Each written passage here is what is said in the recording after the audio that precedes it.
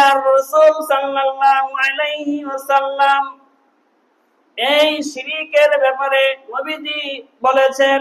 আল্লাহর রাসূল সাল্লাল্লাহু আলাইহি ওয়াসাল্লামের এক সাহাবী আবু দারদা রাদিয়াল্লাহু তাআলা আনহুকে বলেছেন, আবু দারদা রাদিয়াল্লাহু তাআলা আনহু নবীজিকে বলেছিলেন, ইয়া রাসূলুল্লাহ, সবচাইতে বড় অপরাধ, সবচাইতে বড় গুনাহ কোনটা?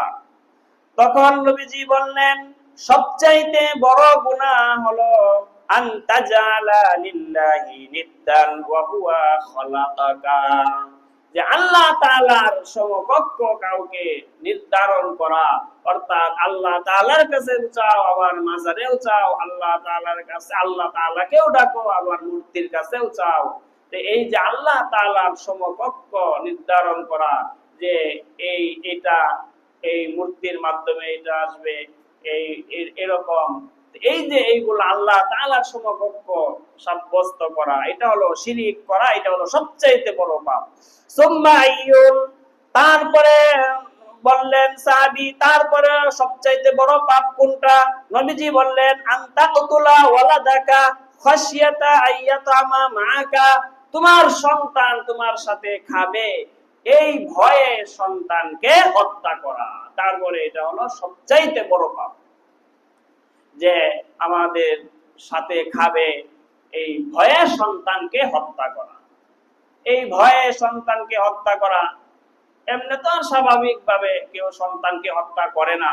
মনে করেন অনেকেই এই সন্তান পেটে আসছে, সন্তান পেটে আসার পরে, স্ত্রীর গর্ভে আসার পরে 4 মাস হয়ে গেছে, 4 মাসের পরে আল্লাহ তাআলা এই ভ্রূণের মধ্যে রূহ দিয়ে দেন।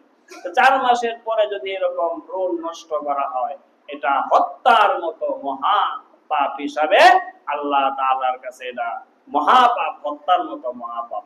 তাহলে এই যে আমাদের সাথে খাবে, কি খাবে, কি খাওয়াবো, এই পেরেশানি তো রিজিকের দায়িত্ব আল্লাহ তাআলা। এই সব ভয়ে সন্তানকে হত্যা করা বা ভ্রূণ নষ্ট করা, এগুলো মারাত্মক অপরাধ। তারপরে সাহাবী বললেন, তারপরে কোনটা সবচেয়ে বড় অপরাধ? নবীজি বললেন, আনতুজানি, তুমি এরকম ভাবে, তারপরে সবচাইতে পাপ হইল জিনা ব্যভিচার করা। এই জিনা ব্যভিচার, এটা হলো সবচাইতে বড় অপরাধ। ভাইরা আমার, এই জিনা অপরাধ 3 নম্বরে রাসূল আকরাম সাল্লাল্লাহু আলাইহি ওয়াসাল্লাম বলেছেন, মেরাজের রজনীতে রাসূলুল্লাহ সাল্লাল্লাহু আলাইহি ওয়াসাল্লাম দেখলেন বিশাল একটা অগ্নিকুণ্ড। মেরাজের রজনীতে নবীজি বললেন, ভাই জিবরাইল, এই অগ্নিকুণ্ডের মধ্যে এই সমস্ত নারী পুরুষ এরা কারা জ্বলতেছে?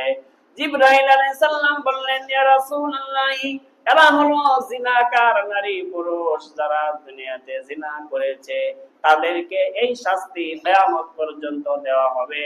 কিয়ামতের পরে ফয়সালা অনুযায়ী যে শাস্তি হবে, কিয়ামত পর্যন্ত এরকম ভাবে তারা জাহান্নামের আগুনে জ্বলতে থাকবে। এই জন্য মুহতারাম হাজিরিন, চোখের হেফাজত, জিনা ব্যভিচার থেকে বাঁচার জন্য সবার আগে চোখের হেফাজত করতে হবে। তাহলেই এই জিনা ব্যভিচার থেকে বাঁচা যাবে। সব ধরনের নাফরমানি থেকে বেঁচে একমাত্র খাঁটি আল্লাহ তাআলার গোলাম হয়ে আল্লাহ তাআলা আমাদেরকে কবরে যাওয়ার তৌফিক দান করেন। সকলে বলি আমিন।